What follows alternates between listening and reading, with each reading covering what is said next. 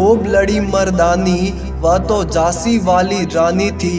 रानी लक्ष्मीबाई का जन्म वाराणसी में 19 नवंबर 1828 में हुआ था। उनके बचपन का नाम मणिकर्णिका था। साल 1842 में इनका विवाह झांसी के राजा गंगाधर राव नेवालकर से हुआ। वहां पर उनका नाम रानी लक्ष्मीबाई रखा। झांसी की रानी लक्ष्मीबाई के नाम से अंग्रेज थर थर कांपते थे। साल 1857 की क्रांति में रानी लक्ष्मीबाई ने अंग्रेजों की जड़ें हिला दी थी। रानी लक्ष्मीबाई ने अपने अंतिम शब्दों में कहा था कि मेरा शरीर तक अंग्रेजों को नहीं मिलना चाहिए। तारीख थी 18 जून 1858। झांसी की रानी लक्ष्मीबाई को अंतिम समय में अंग्रेजों ने चारों तरफ से घेर लिया था, लेकिन रानी लक्ष्मीबाई ने भी अंग्रेजों को मुंह तोड़ जवाब दिया। रानी लक्ष्मीबाई ने युद्ध क्षेत्र में अंग्रेजों की नींव हिला दी थी। ब्रिटिश खेमा युद्ध करते करते थकता, उससे पहले ही एक रिजर्व सैनिकों की टुकड़ी आ गई। इस सैनिकों की टुकड़ी के आ जाने से और इस टुकड़ी के अचानक युद्ध क्षेत्र में कूदने से ब्रिटिश सेना में फिर से जान आ गई। लेकिन रानी लक्ष्मीबाई अंग्रेजों की इस चाल को तुरंत ही समझ गई। युद्ध में लड़ते लड़ते रानी लक्ष्मीबाई के सैनिकों की संख्या धीरे धीरे कम होती जा रही थी। उस समय रानी लक्ष्मीबाई को लगा कि यहाँ से पीछे हटना ही उचित होगा। अंग्रेजों को सकमा देके युद्ध के मैदान से रानी लक्ष्मीबाई इतनी तेजी से हटी कि अंग्रेज कुछ समझ भी नहीं पाए। रानी लक्ष्मीबाई और उनके सैनिक युद्ध के मैदान से 1 मील की दूरी पर भागकर चले गए, लेकिन तब तक वहां भी अंग्रेजी सेना पीछा करते करते आ चुकी थी। दोस्तों, अंग्रेजों की तरफ से कैप्टन रॉड्रिक्स ब्रिग्स थे, जो वो पहले व्यक्ति बने जिन्होंने रानी लक्ष्मीबाई को अपनी आंखों से लड़ाई के मैदान में युद्ध लड़ते हुए देखा।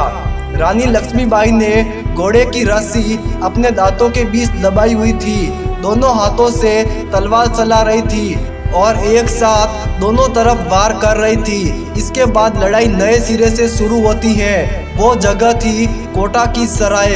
लड़ते लड़ते एक अंग्रेज सैनिक ने रानी लक्ष्मीबाई के सीने में संगीन भोंक दी, लेकिन रानी लक्ष्मीबाई ने तुरंत ही मुड़कर उस पर हमला करने वाले अंग्रेजी सैनिक पर पूरी ताकत से हमला किया। रानी लक्ष्मीबाई को लगी चोट इतनी गहरी तो नहीं थी, लेकिन उस घाव से खून काफी तेजी से निकल रहा था। रानी लक्ष्मीबाई अचानक घोड़े पर दौड़ते दौड़ते उनके सामने एक छोटा पानी का झरना आ गया। रानी लक्ष्मीबाई को लगा कि वह घोड़े की एक छलांग लगाएंगी तो घोड़ा झरने के पार हो जाएगा, लेकिन घोड़ा अचानक झरना पार करने की बजाय वही तेजी से रुक गया। तभी उनको बाईं तरफ कमर में एक राइफल की गोली लग गई। रानी के बाएं हाथ की तलवार छूटकर नीचे गिर पड़ी। उन्होंने उस हाथ से अपने कमर में लगे शॉट से निकलने वाले खून को रोकने की बहुत कोशिश की। तब तक एक अंग्रेज रानी के घोड़े के बगल में आ पहुंचा। उसने रानी पर हमला करने के लिए अपनी तलवार ऊपर उठाई, तो रानी ने भी उसका वार रोकने के लिए अपने दाहिने हाथ में पकड़ी तलवार को ऊपर की, मगर अंग्रेज की तलवार रानी के सिर पर इतनी तेजी से लगी कि रानी का माथा फट गया। रानी ने पूरी ताकत लगाकर उस अंग्रेज पर जवाबी हमला किया, लेकिन उसके कंधे को ही घायल कर पाई। रानी घोड़े से नीचे गिर गई। तभी अचानक उनके एक सैनिक ने अपने घोड़े से कूदकर उन्हें अपने हाथों में उठा लिया और तुरंत ही रानी लक्ष्मीबाई को पास ही के मंदिर में ले जाया गया।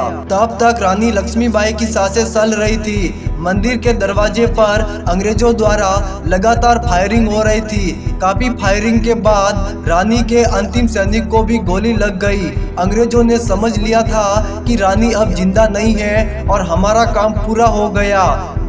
तभी एक अंग्रेज अधिकारी कैप्टन रॉड्रिक्स ब्रिग्स ने चिल्लाकर कहा कि रानी अभी जिंदा है। रानी की हालत बहुत गंभीर हो चुकी थी। उन्होंने दामोदर को जल्दी सावनी ले जाने के लिए कहा और रानी ने बोला कि मेरा शरीर तक अंग्रेजों को नहीं मिलना चाहिए।